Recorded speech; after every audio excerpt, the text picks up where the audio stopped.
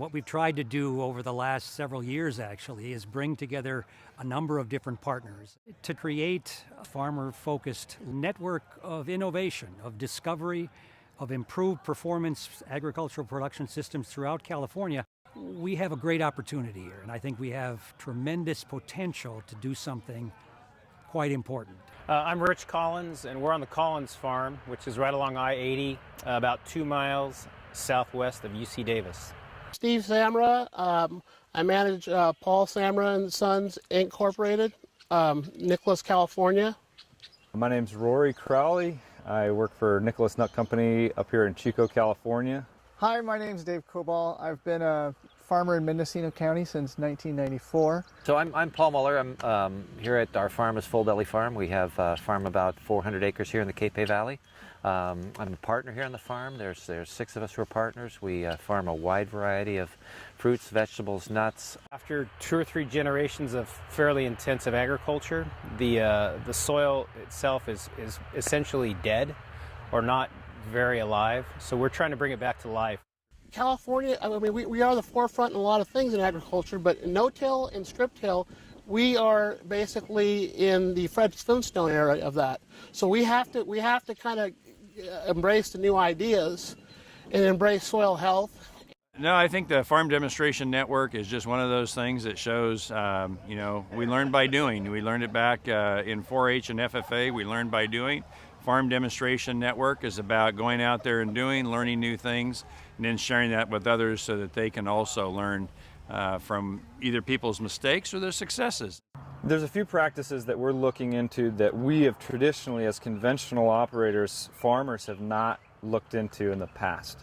For example, we're starting to do worm castings or worm poop along with some compost, which is about an 80-20 mix, along with our replants. This crop was grown without irrigation.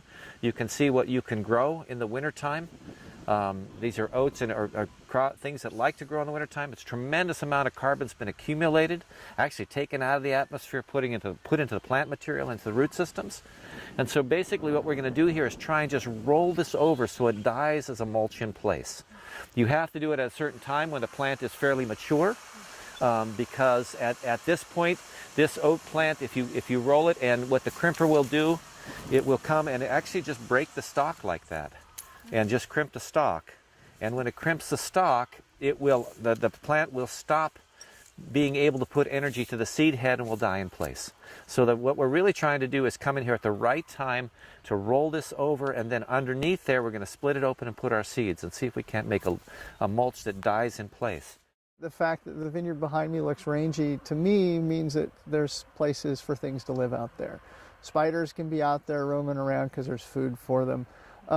Unfortunately, yes, it's also habitat and cover for gophers and things like that, but we'll have some raptor perches up at one point. But my goal is to always try and keep it kind of rough out there. If I could have some flowers growing year-round, that'd be great, but that's not always possible. But just even having 10 inches of cover in terms of the mulch that you kind of see growing up, it doesn't hurt the vineyard. That'll dry out after a while, and it'll be great. It'll provide solar cover for the soil as well, which is a good thing. As an outcome of the residue, I don't want to call it phobia, but the residue concerns, the alternatives, well, there's 3. Maybe you don't deal with the residue, you just disc it in, incorporate it as a whole plant. You can chop it. A 3-bed, 15-foot chopper will do 30 to 40 acres a day, depending on the load, the moisture in the canopy, and the length of the rows. Or you can graze it down. So this year, my tenant brought in 800 meat goats for about 30 days. So 800 goats could graze down 4 acres of cover crop a day. They were moved in 8 different paddocks throughout that period, about every 4 or 5 days. They, of course, took the canopy down basically to the cover crop canopy down to the ground. They got the feed value, we got the poop and the pee. Another important next step will be performance monitoring. How are we going to know that things are really improving? And that's going to be a little of the science, the verification, the ability to track changes in production systems and see what's real, what's really working. January 1st through February, end of February, On our farm, we had 24 inches of rain this year. And from this 115-acre field, we had not 1 gallon of runoff. So where did all that water go? Obviously, a very minimal amount was used by the cover crop for transpiration, but the balance of it was either stored in the soil or infiltrated down lower into the soil profile, hopefully eventually ending up in the water table. I think as an organic grower, it's really taught me to think systematically about a farm. So I'm not focused just on the crop. To build a crop, you have to build the soil, right? So it's all these things together. So for me, it's really important that I have that clover system going that's going to fix nitrogen, put it in the soil that then the vines can utilize later. And that happens naturally. I can grow 200 pounds per acre of nitrogen, and I can't afford to put that on organically. We were pleasantly surprised. Some parts of these fields, just with a cover crop and some minor organic-based fertilizers, we were hitting on the yield monitor 270 bushels an acre. 270 bushels, which is unheard of. Well, I think the tangible part of it is seeing other farmers and ranchers seeing successful programs that come through the farm demonstration program and then utilize it on their farms. And that might mean that they have to change things a little bit, but everything about agriculture is adapting to change. My goal was to put a vigorous rootstock with a big cropping clone and then manage it for production.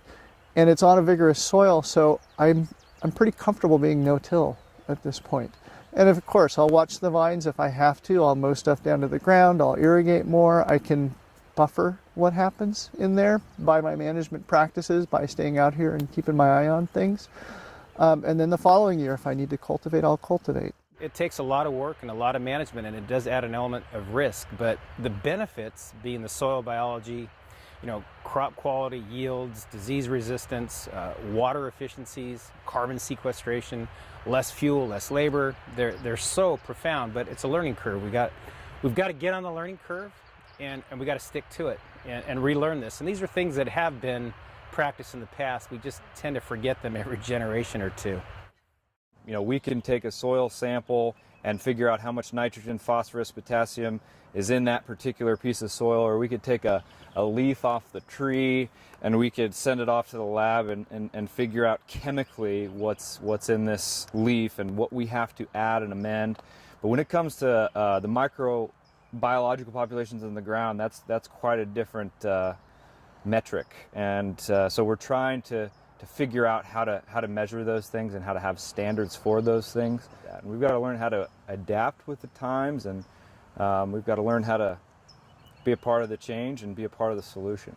We're trying to do, as a farmer, multiple things that might have 5 departments at UC Davis looking to collaborate on and come to some kind of agreement on how you're going to design a project. And we're doing it right here. And that's happening all over California. There's farmers all over California that I think need to be part of a larger collaboration with the university to say the experiments are going out in the field. We just have to understand what farmers are finding out there, and maybe reverse the extension cycle where extension people are coming back to farms and saying, what are you doing that's innovative? What are you doing that has multiple benefits in a field setting? And what's working and what's not working. And we can get there a lot faster if we do it that way.